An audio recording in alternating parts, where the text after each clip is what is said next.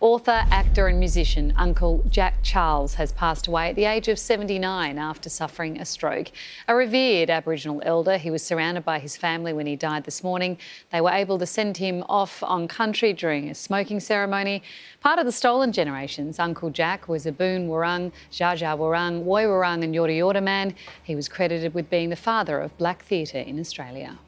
He endured cruelty, he endured pain, but he uplifted our nation with his heart, with his genius, his creativity and his passion. Uncle Jack's family has given us permission to use his name and image. Joining us now is fellow actor Luke Carroll, who worked with Uncle Jack for many years. Luke, condolences. It's such a sad piece of news. How are you feeling today?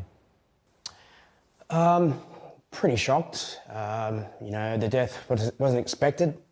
So, we woke up to the news and I jumped on social media and saw the tributes throughout the community for Uncle Jack. A massive, massive loss.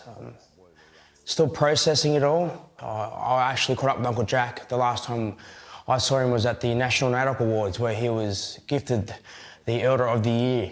And he was in great spirits, great health, he seemed, and it was a long night, and that award itself was quite late in the night, and Uncle Jack stuck around and spoke to everybody after he won, so I never saw anything,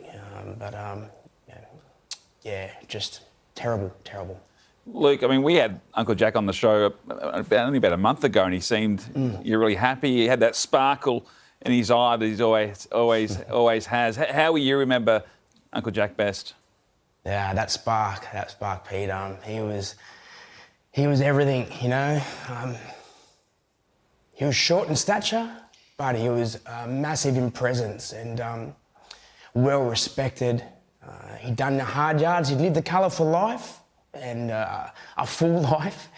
A national treasure. He was somebody that I looked up to. I was coming through the ranks in the early 90s, late 80s, early 90s, and my first ever theatre production was with Uncle Jack, and he was seen as an elder all the way back then in 1990 when I started out, and so it was a great way to start my career with such a role model and a great man. And Uncle Jack was more than just an elder. He was truly, he made you feel like family, but he was mischievous, he was funny, and he was everything, and he was family. And it comes only a couple of weeks after another massive loss for all of us in Uncle Archie Roach, and I know that they were brother boys, and the positive I can get out of this is that Uncle Archie's waiting for him with open arms. And it was only a few months earlier, Uncle David Golpalil was another massive loss for us as a people. So the positive is that the three of them up there together, sitting around the fire, singing songs, telling stories, and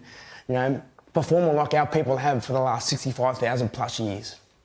He'd known such hardship in his life, and not only as part of the Stolen Generation, but beyond that, he was so full of love and laughter. Like Helia said, that mischief in him. Where do you think that he found that spirit? Oh, it's in us as a people. We have that in Aboriginal people, and it's the people that we hang around, our family members. When we're together, we laugh, we cry, and we're